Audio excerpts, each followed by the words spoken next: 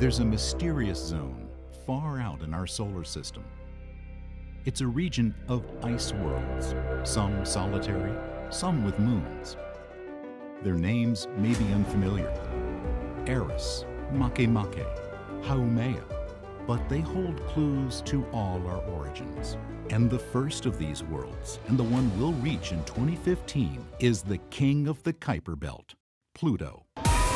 The long journey of NASA's New Horizons mission began in 2006 aboard America's biggest, baddest rocket, tricked out with every conceivable booster. We built a very light spacecraft and bought a very large launch vehicle, and the combination is ferocious. But in some sense, it all began in 1930 with Clyde Tombaugh, 24 years old and fresh off a farm in Kansas, but willing to spend long hours scanning star fields to find a moving point of light, humanity's first glimpse of Pluto. The dream of actually getting to Pluto began with a 6-year-old boy in love with science, who grew up to lead a team of brilliant researchers and engineers with dogged persistence through decades of planning and building and testing.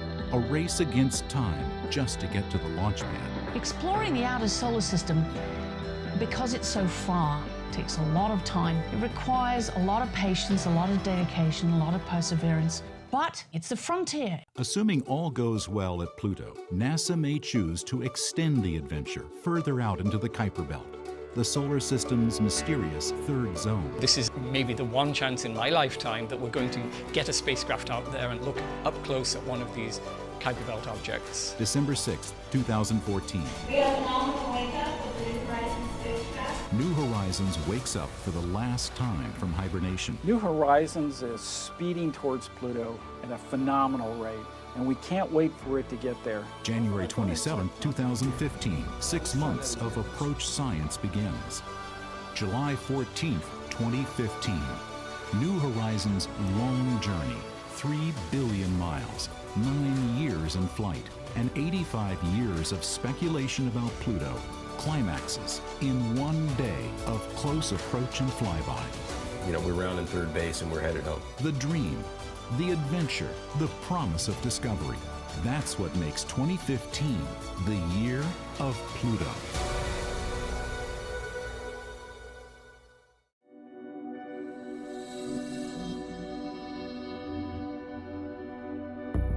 Studying Pluto and its neighbors from Earth is one of the toughest challenges in astronomy.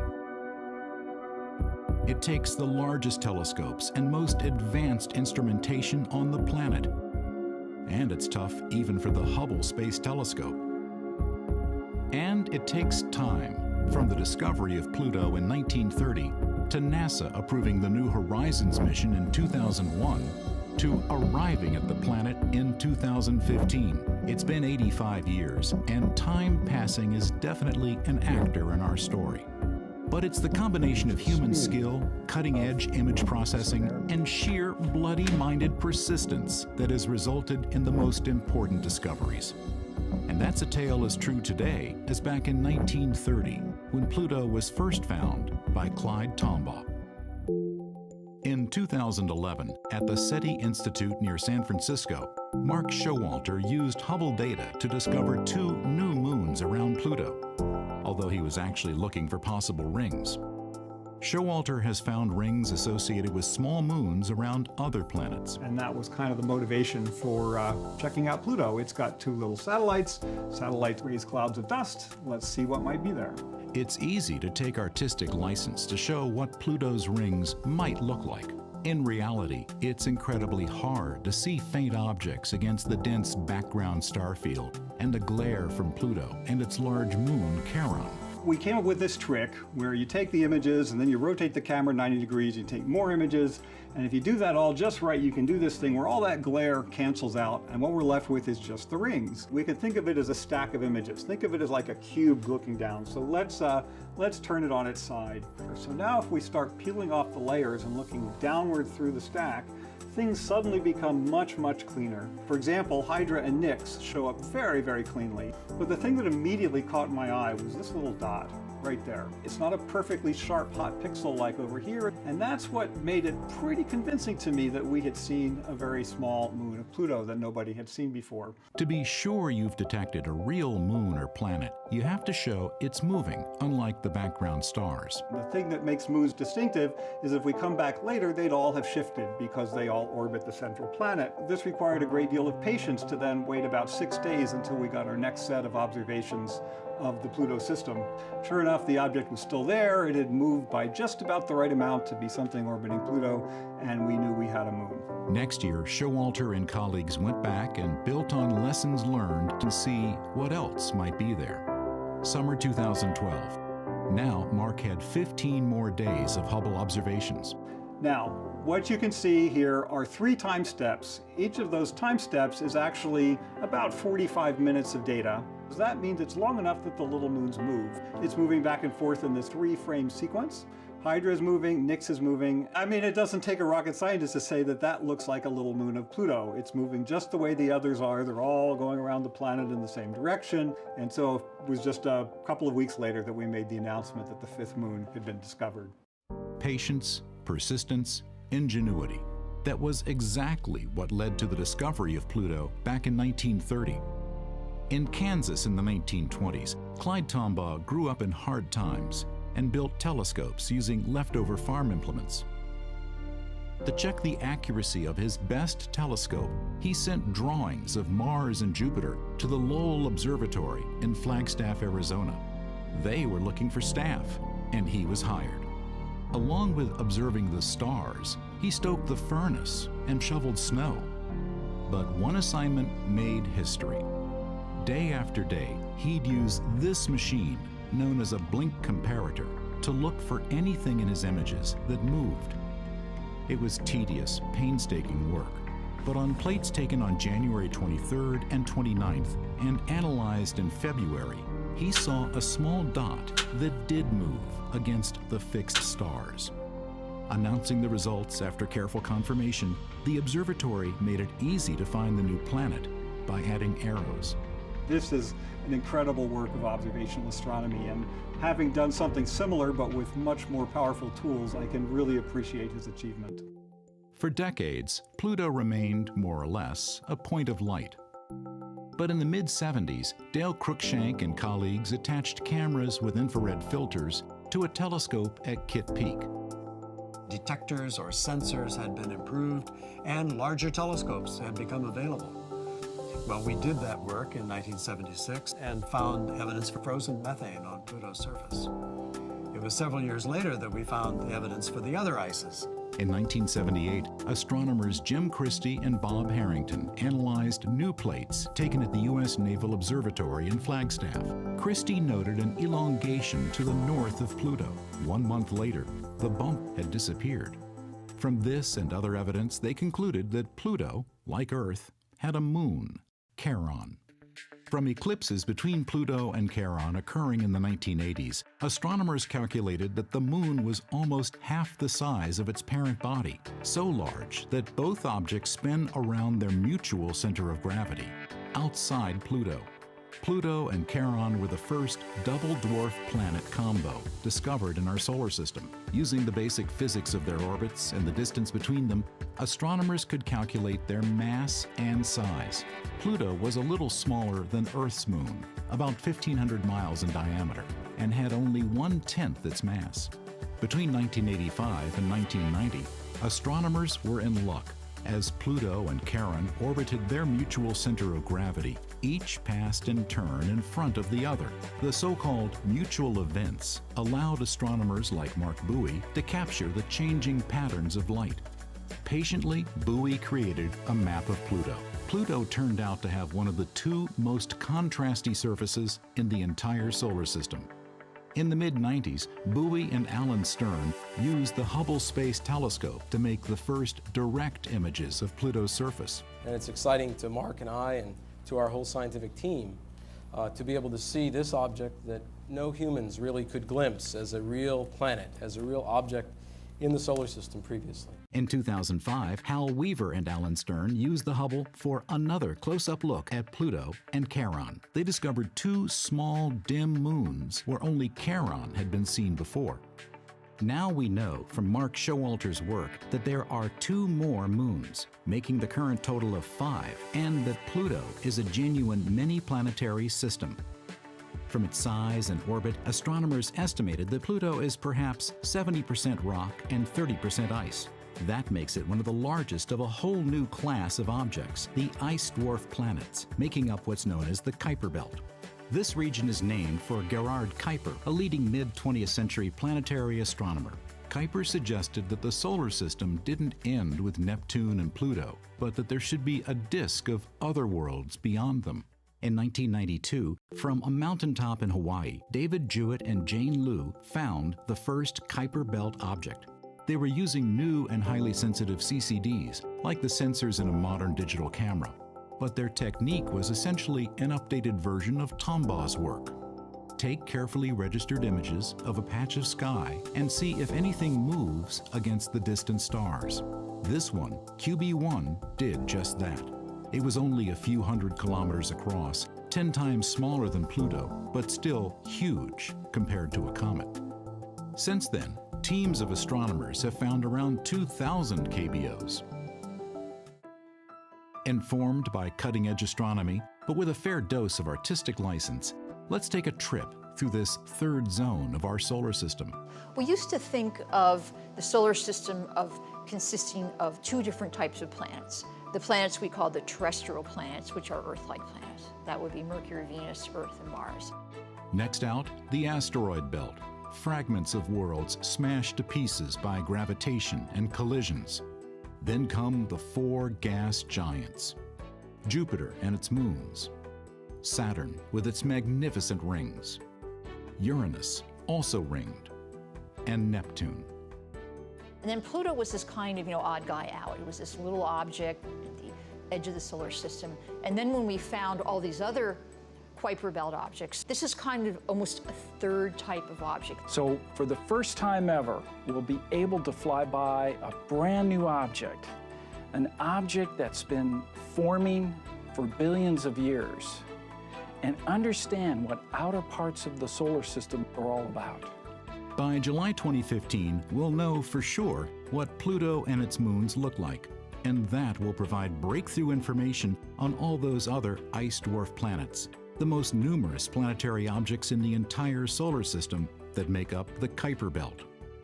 Actually, the Kuiper Belt is more like a donut, bulging up above and down below the ecliptic where most of the planets move. It's kind of like the asteroid belt, but much bigger. It has hundreds of times more objects in it than the asteroid belt. Let's now visit 5 named KBOs in the exact positions they'll be in on July 14th, 2015, the day when New Horizons flies by Pluto.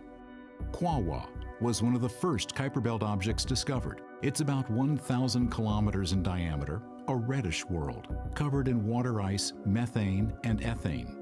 And like many KBOs, it has a tiny moon of its own, Wayuut. Up above and down below the plane of the solar system, numerous KBOs have been flung about by Neptune's gravity. This region is known as the scattered disk.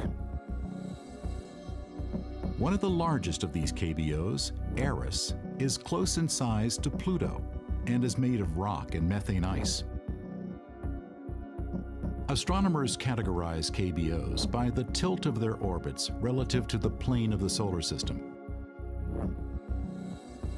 And one of the more highly inclined orbits belongs to Makemake, named for a Hawaiian creation deity.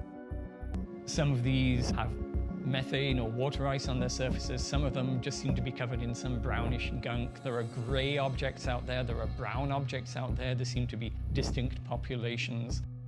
Some of them seem to be very spherical, and so they probably have warm interiors, and then others are peculiar shapes which suggest they're very cold and strong.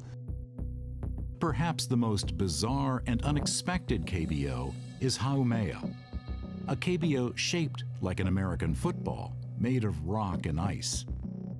It's white with red splotches, and orbited by at least 2 moons. One of the strangest orbits of any KBO belongs to Sedna, discovered in 2003. Its orbit is the most eccentric of any KBO now known, bringing it as close as 76 AU to the Sun, but then carrying it outward to 936 times the Earth-Sun distance. Sedna's strange 11,000-year orbit seems to link it to an even vaster cloud of objects, ready for exploration by future generations. The Oort cloud is an immense icebox of long-period comets, from 10 to 100 times more distant than the Kuiper Belt, surrounding all the known worlds of our solar system. There's a real record of the early history of the solar system out there in cold storage at the edge of the solar system. This is what was left over. Pluto is the first member of that group. But to begin humanity's exploration of the Kuiper Belt, you first have to get to Pluto. And that means getting a mission approved, a spacecraft designed and built, and delivered to the launch pad on time. And none of that was easy.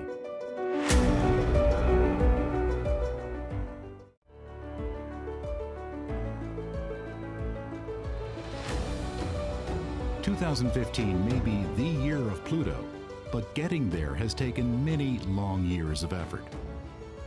And for New Horizons, there's a date when things got started: 1989. It was the year when George Herbert Walker Bush became president and the Berlin Wall fell. Far from Earth, it was also the year when NASA's Voyager spacecraft flew by Neptune and returned the first images of its moon, Triton.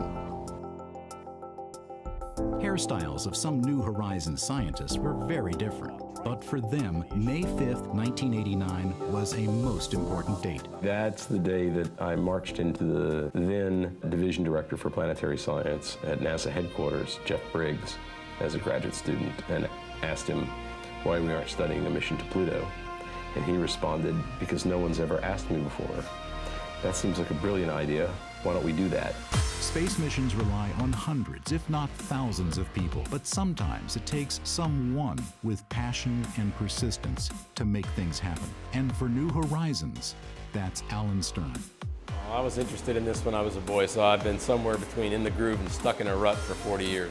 There'd been some thought about sending one of the twin Voyager spacecraft past Pluto to complete the exploration of the known solar system. But in the 70s, the scientific establishment wasn't convinced Pluto was all that interesting. Young grad students like Alan, Mark Bowie, and Fran Bagenal thought differently. Back in, about late 1989 or so, there was a bunch of us who were really keen to go to Pluto. And the thing that drew me to it the most was the fact that we knew so little. Here's the frontier. So it was a bit of an opportunity for young people to come in and say, hey, where are we going to go next? What's the next great frontier that we should go explore? And it was clear, out to the Kuiper Belt. Alan, Fran, Mark, and a small band of enthusiasts became known as the Pluto Underground. So we realized to make this happen, we had to get together and campaign hard to make the case to go there and explore this little planet with all its moons. All through the 90s, there were many competing plans for a Pluto mission, like the Pluto Fast Flyby, the Pluto Kuiper Express. A Pluto mission was on, then off, then on, then off. If the Pluto mission had been a cat, it would have been dead long ago because they only get 9 lives. And we've had significantly more than 9 stoppages and odd twists and turns. What finally turned the tide was the National Academy's Decadal Survey, a consensus document from leading planetary scientists that ranked a Kuiper Belt Pluto mission highest in priority for medium-class budgets. Finally, after competitive proposals were evaluated, New Horizons, which teamed Alan Stern with the Johns Hopkins Applied Physics Laboratory, APL, and several other institutions across the country, was selected by NASA on November 29, 2001. Now, plans on paper became metal in clean rooms. In 2004, lead scientist Alan Stern described the mission's key science objective. Well, you know, the key to planetary science is that you really have to go places to get the resolution, to get up close enough to really see what's going on. We want to get up close and personal. The very best resolution of current telescopes looking at Pluto would give this kind of fuzzy image of a much more familiar world. But here's what New Horizons would see if flying over New York City, lakes in Central Park, wharves on the Hudson River. New Horizons is the first really of a whole new breed of spacecraft that is focusing on a very specific task. For this first mission to Pluto, the questions are basic. What do Pluto and Charon look like? What are they made of? How do their atmospheres behave? We had to really be disciplined and say, we can't do everything. Let's focus on the primary questions and design the instruments to answer those primary questions. The long-range imager, LORRI, will be used for navigation approaching Pluto and close-up views during the flyby. The wide-angle camera, RALPH, has both visible light and infrared sensors to map Pluto and Charon and characterize their icy surfaces. There are 2 fields and particles detectors to probe the solar wind at Pluto.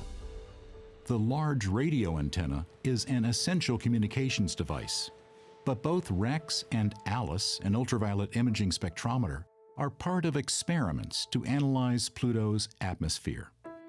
And there's the Venetia Burney Student Dust Counter, built by undergrads at UC Boulder, and honoring the schoolgirl who named Pluto back in 1930. Together, the 7 science instruments comprise the most powerful set of detectors ever sent on a first flyby of any world in our solar system. But their innovative and highly miniaturized design means that even when all are operating, they draw less power than half a 60-watt bulb, and they're intended to work together seamlessly. After building comes testing, but always with an eye on the clock and the calendar. It's very, very important that we launch in either 2006 or 2007. We have to make that deadline. If you want to fly to Pluto on the quickest route, you need Jupiter in position. And that means we have to launch in January of 2006. It feels a little bit like being strapped to a train going 500 miles an hour. The test program involves teams of engineers at Johns Hopkins APL and then at NASA's Goddard Space Flight Center. Once we launch this, we can't go after with a screwdriver. We can't go fix anything that isn't working. We make sure that we carry plenty of spare equipment on board the spacecraft. If our main computer breaks, we have a backup.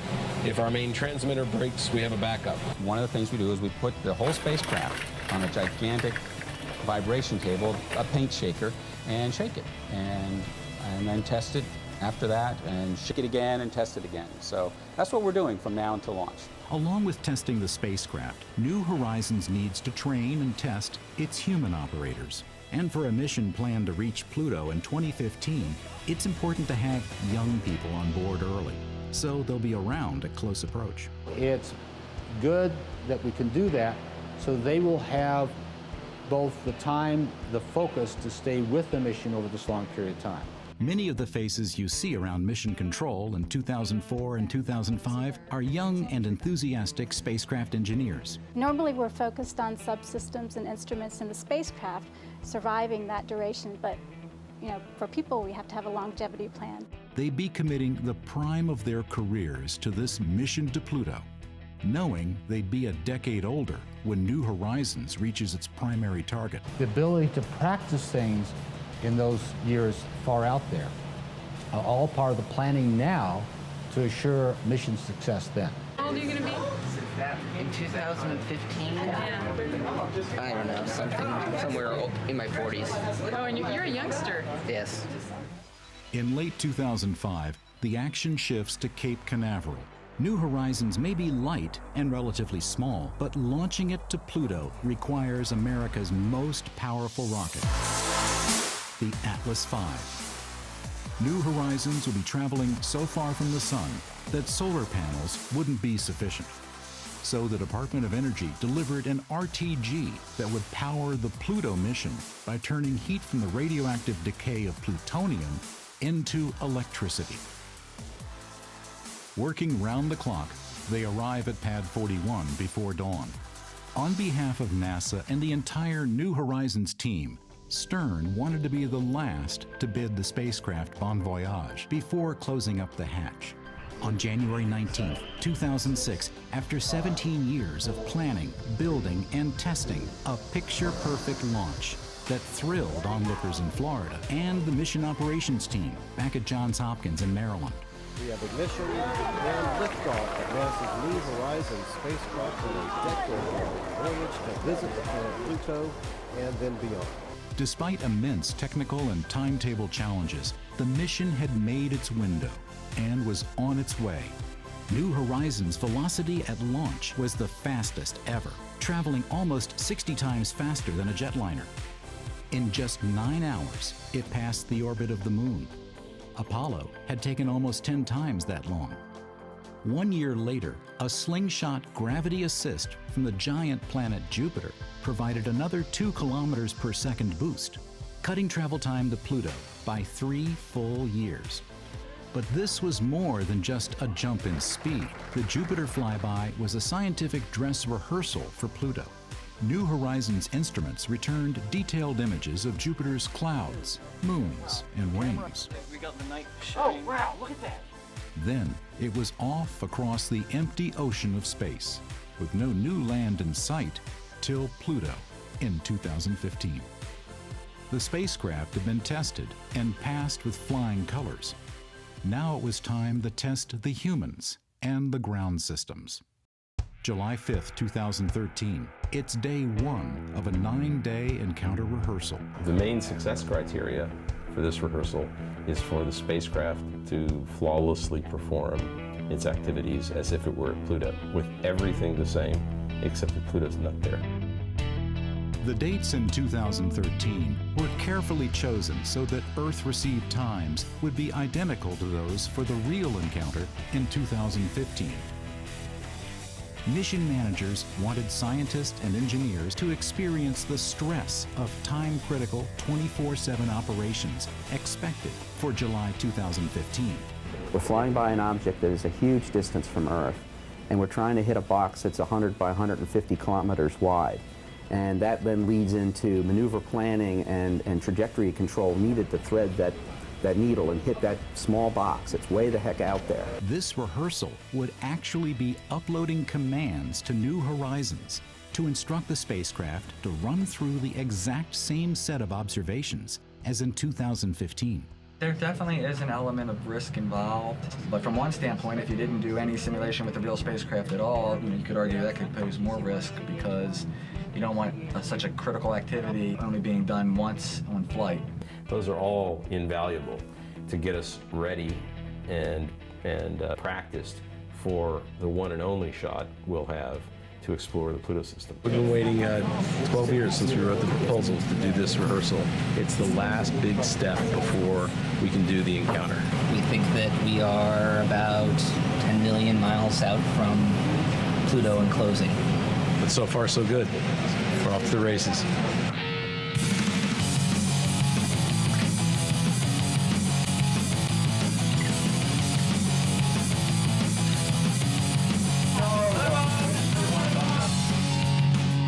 Today is our 2,724th day in flight. This has been a long time coming, literally. I only want to say thanks for all the work. Let them eat cake.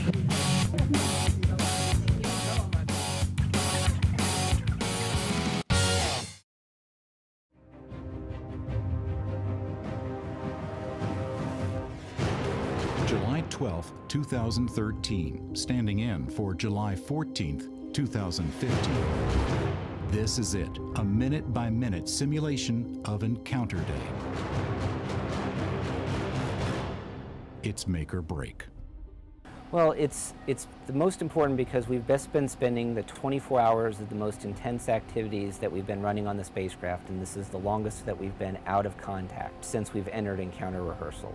This may be a rehearsal, but New Horizons has been firing its thrusters and spinning in space, identical maneuvers to those planned for 2015. On Encounter Day, the spacecraft will be too busy taking data to send back images. That's why its first simple "I'm alive" message will be so important. Sometime within the next minute, DSS 43 should lock up on the signal.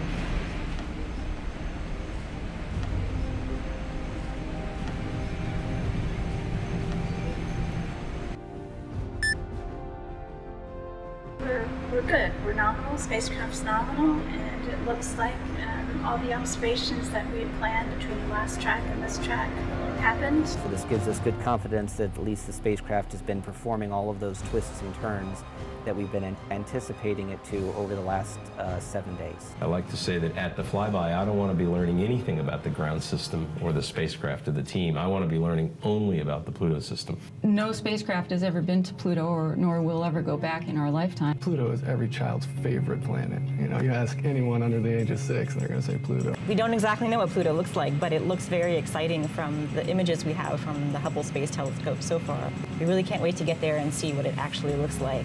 So if anybody says that Pluto is boring or not important, no way.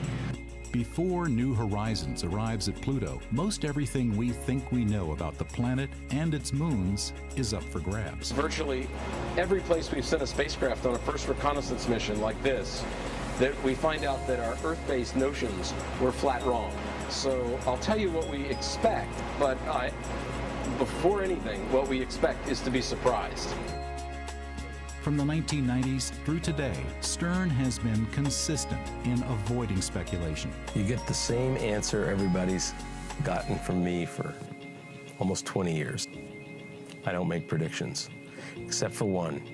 My best guess is we're going to find something wonderful. But in the final months leading up to the July 2015 encounter, it's hard for most humans not to imagine what we'll see. Many planetary scientists, like Paul Schenk, base their expectations on what we saw when Voyager 2 reached Neptune, and specifically as it flew by its moon, Triton.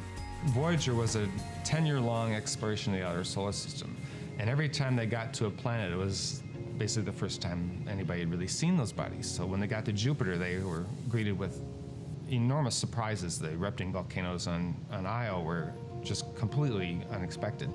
And so when they got to Uranus, there were more surprises. The exotic trains of Miranda and Ariel, for example, were not expected. So by the time they got to Neptune, they were kind of accustomed to the idea that they were going to be surprised. And sure enough, Triton completely blew them away. Bonnie Barati was at NASA's Jet Propulsion Lab as the first images of Triton, a moon of nearly 1,700 miles diameter, came down. Triton was almost a twin of Pluto. It's about the same size, about the same brightness. Originally, Triton was probably a Kuiper Belt object, just like Pluto, floating around in space, but then it got too close to Neptune and it got captured by Neptune's gravitational field. Recently, Paul Schenk enhanced the original Voyager data to create this detailed flyover of Triton. It has odd patches and odd blob-like features, kind of like amoebas crawling around on the surface. Triton has very few impact craters. Its surface is extremely young geologically. And it actually has geysers spurting material off into space. Here is a body that is hundreds of degrees below zero. It's so cold, it's forlorn, it's barren. We just didn't expect to see this activity on Triton. It was quite a surprise. If you just assume that Pluto was going to look exactly like Triton, which is the most similar object we know about, then you might expect to find a very interesting body. But Triton is not the only dynamic ice world in the outer solar system. 16 years later, the Cassini spacecraft sent back images of Saturn's moon, Enceladus, about 300 miles across. This is a tiny little moon, and Enceladus is actually a winter wonderland. It's very bright.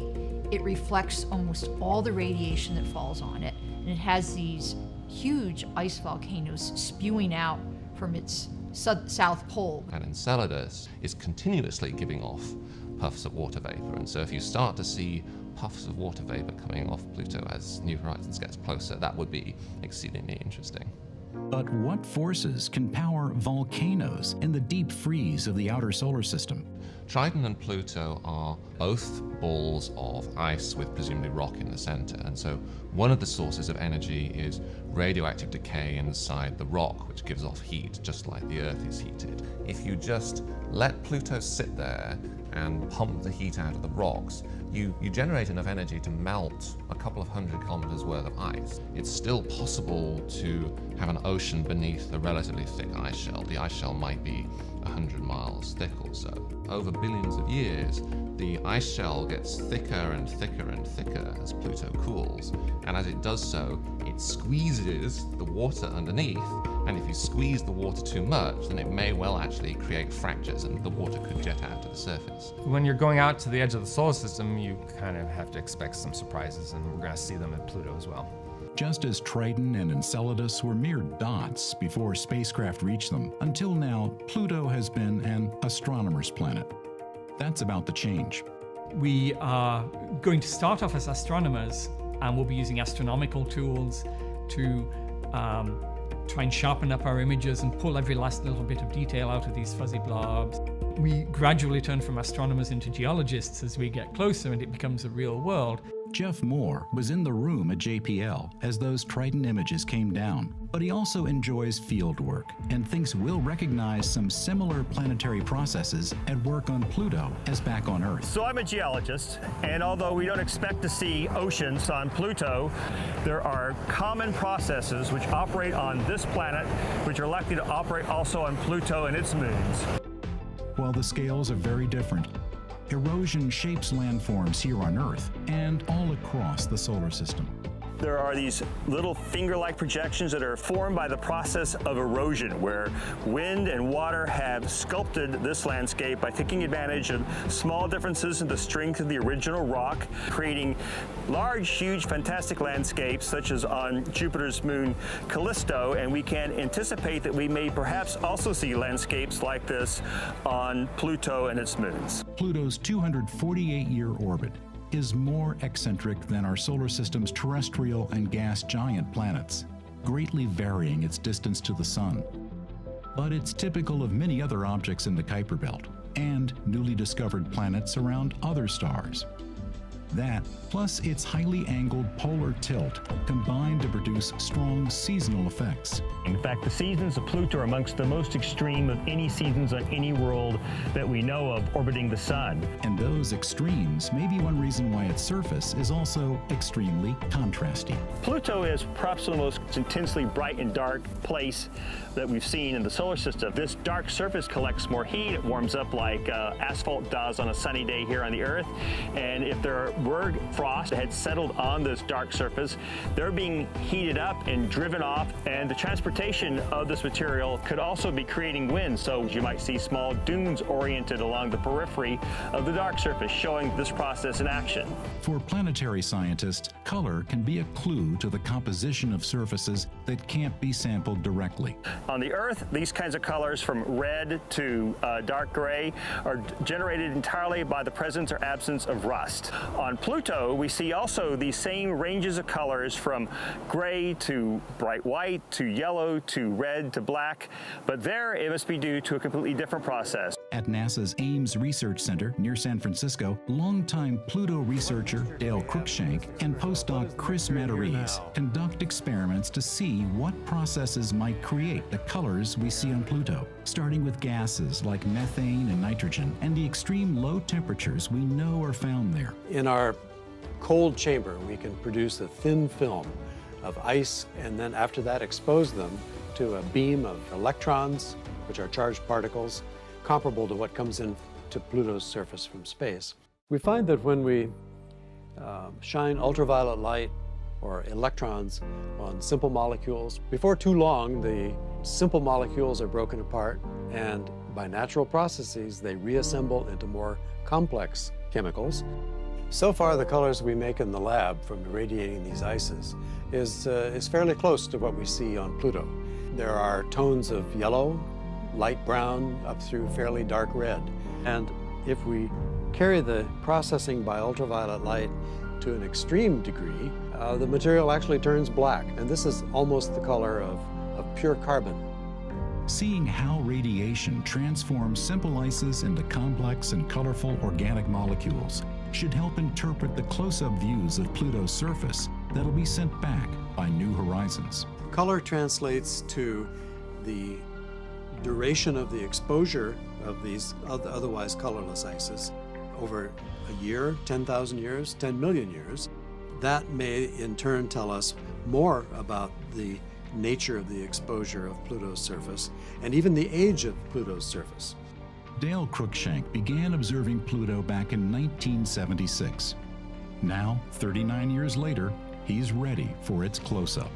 We can say that Pluto is chemically active, chemically dynamic. We don't know yet if it's geologically active and dynamic, but that's what New Horizons is going to tell us. We've been surprised in that way before as we've passed other planetary bodies that we had thought were totally cold, dead, inert worlds, and find that there are geysers, there are ice flows, there are cracks, and all kinds of evidence for geological activity. I can still remember the first time I saw Pluto in a telescope, and it was just a little dot that you could barely see. It will be amazing that within a period of hours, it will be transformed from this tiny dot that I studied as an astronomer to this huge geologic world that will be able to see volcanoes and faults and ices and mountains and craters. I mean, it'll be truly an amazing experience to see it transformed. So, from sophisticated lab experiments, from exploring other worlds, and from applying insights from terrestrial processes, what should we expect when we get to Pluto in July 2015? But the only thing that would surprise me would be if we turned out not to be surprised. But enjoying the scientific surprises to come means avoiding dangers on the last few million miles to Pluto. That's next.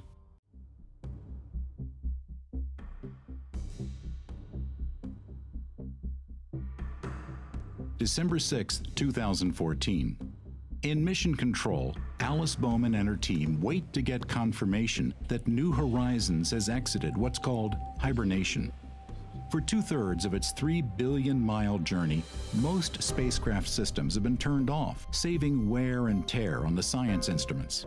New Horizons sends a simple signal once a week just to say, I'm still A-OK. Alice's team has a unique way of showing spacecraft status. When New Horizons is hibernating, their bear mascot is safely asleep. When the spacecraft wakes up, they put on its party hat. If all goes well, this will be the 18th time spacecraft and bear have woken up. But December 2014 is different. VIPs from NASA are on hand. 2 film crews document the action as Alan explains the benefits of hibernation. It lowers our cost because we don't need to have people babysitting the spacecraft 24/7. Outside interest in New Horizons is building. If all goes well, New Horizons will stay awake, flying by Pluto in July 2015, and then returning data until October 2016. Copy that. Thank you, GNCs. Tonight, data trickles in, and Alice has to wait to be certain New Horizons is fully awake. We should be getting it momentarily. It should be any minute now. It's like watching paint dry. I figure if I stare at the screen hard enough.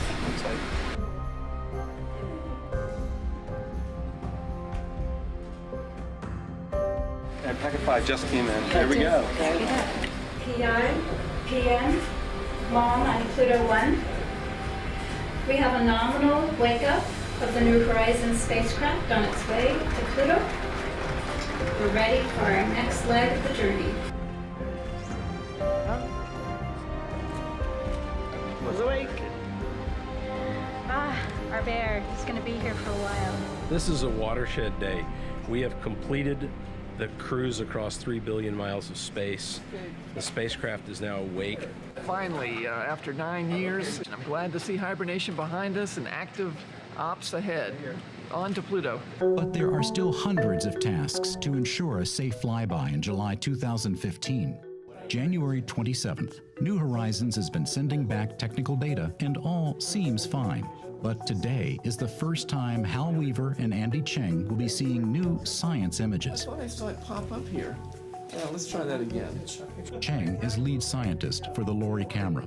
LORRI is used for navigation to find the targets and to correct the trajectory so we get to the right place at the right time. Voltages, currents, temperatures all look normal.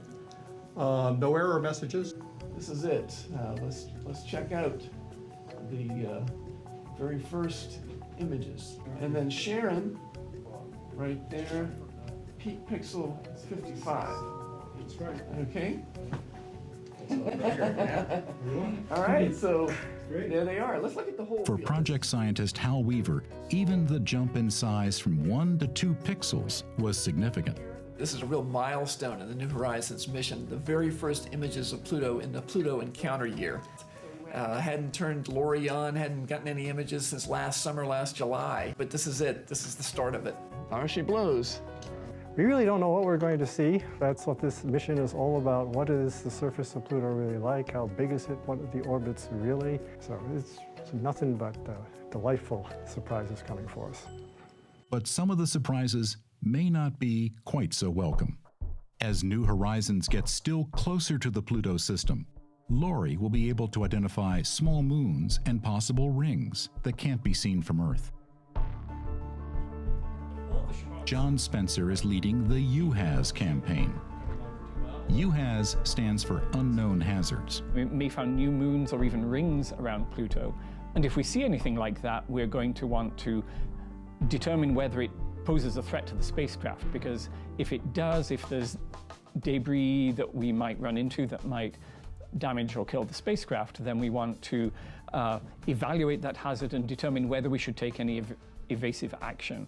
To find out just how vulnerable New Horizons might be to even tiny dust particles, the mission sent samples of spacecraft components to the White Sands test range.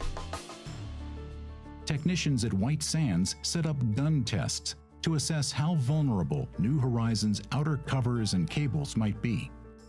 We went to 2 facilities that could shoot things into parts, models of the spacecraft. While the results might look dangerous, the mission has options to take evasive action. One of the backup strategies we have if we feel we need to give the spacecraft extra protection is that we orient it so that the high-gain antenna here, which is literally pretty bulletproof and can protect the spacecraft, is going to be facing forward in the ram direction. And this is ram in the sense of battering ram. It's a direction in which stuff will be coming at us and ramming into the spacecraft. And if that is facing forward, then any dust particles that hit the spacecraft are most likely to hit that antenna where they won't cause us problems, and only a small part of the spacecraft around the edges is going to be exposed to those particles. That would protect the guts of the spacecraft, but limit the pointing of the cameras. The cameras are fixed to the spacecraft, so if the spacecraft has to point in one direction, the cameras can only point in a limited range of directions. This limits the amount of times we can photograph the system as we go past, because we can only photograph objects when they're just in the right angle that we can look at them while protecting the spacecraft with the main antenna. Another option is to take different trajectories through the Pluto system. That's called the Shabbat play. Shabbat is the best acronym in the space business. It stands for Safe Haven by Other Trajectory. And it is the word we use to represent our backup plans at Pluto. The second Shabbat takes us much closer to Pluto, into the region where atmospheric drag depletes orbits of any debris, which we think would be the safest Hail Mary pass that we could fly if we have to do something different than the nominal. We are coming into the Pluto system with the ability, if we learn something we don't expect, to be able to make a change and get the goods. But those decisions can only be made in the last month before closest approach, and there'll be limited time to evaluate the best options. So in February 2015, Spencer's UHAZ team, including ring specialist Mark Showalter and postdoc Simon Porter, are running through a readiness test. Now they're on the clock and being scored for whether they can work through the calculations fast enough to decide on a trajectory correction maneuver that might prevent loss of mission. And that makes this exercise more critical than any that have gone before. The difference between this and previous operational readiness tests is that this is where we have to demonstrate to the project and NASA that we can do this. But the only test that really matters comes on July 14th, 2015. That one day will pay off 26 years of dreams and 9 years in flight.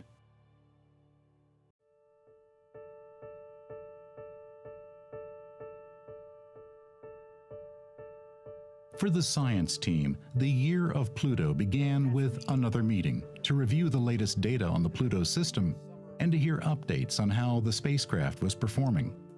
Mission manager Glenn Fountain, who'd been with the project from its start, summarized remaining risks. Red boxes are possibilities that could kill the mission.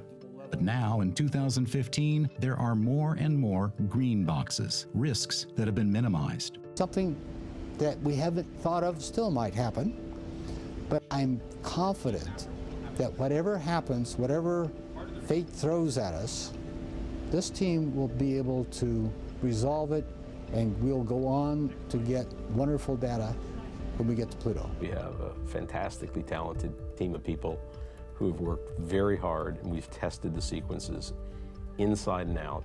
And while there are always unknown unknowns, I'm very confident and really looking forward to the curtain rising. Along with mind-bending technical details, there also was a sense of history in the making. To document the long years of effort to get this close to Pluto, the mission recreated a team photograph taken in 2004.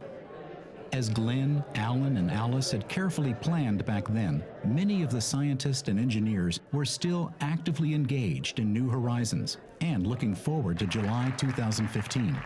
We have worked hard to get a coherent team, because if you don't have a good team to operate the spacecraft, to do the planning, you will fail.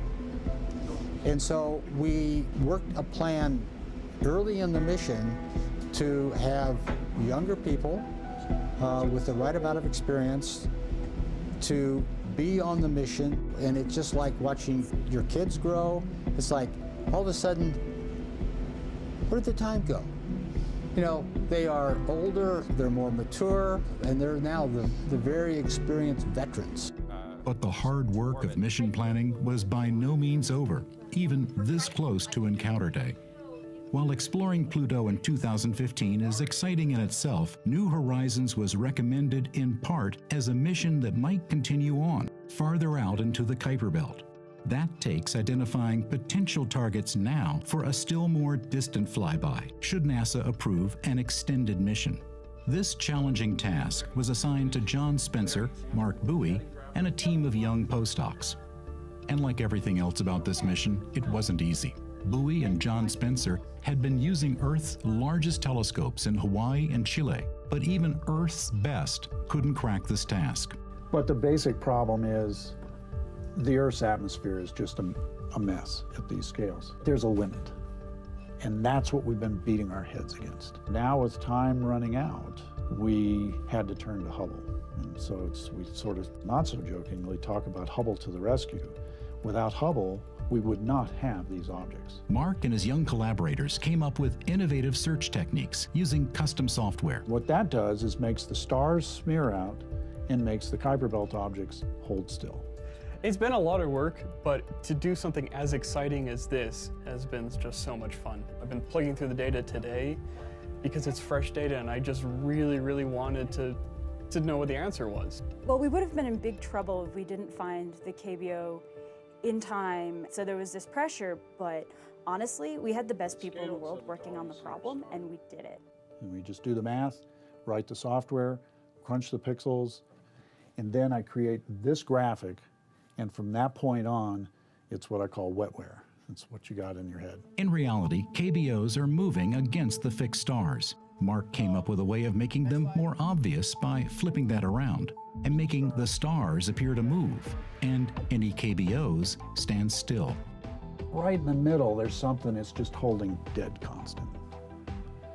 And that's the Kuiper Belt object. You can't argue with that.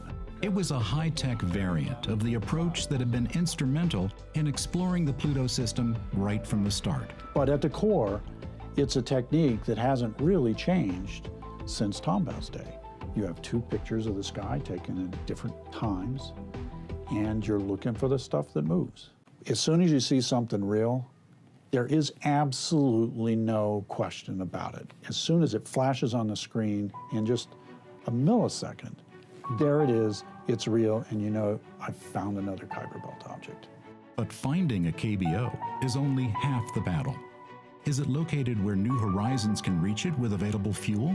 Once you have the orbit, and we know where the spacecraft is and where it's going to be, we can figure out how much fuel the spacecraft is going to need to use to get to these objects. With more Hubble time, New Horizons got a pleasant surprise. It looked like we might actually have to burn the engines to miss the object, which was a pretty exciting concept.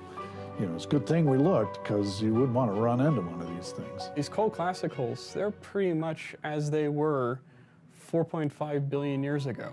They're little fossils. That's incredible. We have no idea what they're going to look like. So with potential targets found at last, it was on to Pluto. I'm feeling pretty exhilarated at this point. You know, you're at the top of the roller coaster, you're about to go down that dizzying, thrilling ride into the system. Just seeing Pluto there getting bigger and bigger, it gives me goosebumps. Today, we're only a few months away from the encounter. We're less than an astronomical unit, the distance between the Earth and the Sun, that distance away from this fascinating object. It's the last major body in our solar system that we really need to visit. To be putting the capstone on the initial reconnaissance of the solar system, it's heartwarming, and it feels like something that makes a career worthwhile. As spacecraft goes, New Horizons is a very small team, but still, we've been working on this for over a decade, and you add it all up, and it's about 2.5 million work hours to get ourselves to Pluto. We have waited first the 4 years that we couldn't hardly think about because we were running so fast, and then it is, oh, we wait and we wait, and now we are ready to begin the encounter. We have had delayed gratification. The Year of Pluto is, simultaneously a beginning and an ending. It's an ending in that we are completing our objective. We're accomplishing the flyby of the Pluto system for the first time. But it's also the beginning of a whole new chapter for science, of really being able to explore these objects as the data comes down over a period of months. In bringing in postdocs and the younger scientists who, some of whom were in high school when we started this project, and now they have their PhDs and they are spectacular experts and very talented at what they do. I was in preschool when Alan first started talking about a Pluto mission, and finishing high school and starting college when it was built, and in grad school for the cruise. Having young people come into these programs, gaining the experience, they're going to be the next generation of explorers. We've never been to a KBO. We've never been anywhere close to a KBO. This is the most unexplored area of the entire solar system, which is another way of saying this is the most unknown area that we as humans can reach with spacecraft. We can't wait to get to Pluto and to July 14th and see what the surface looks like. We're ready to go, and it's showtime.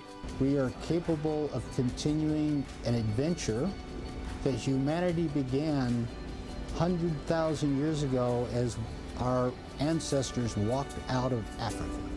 And we are continuing that exploration, and this country is in the forefront of doing that.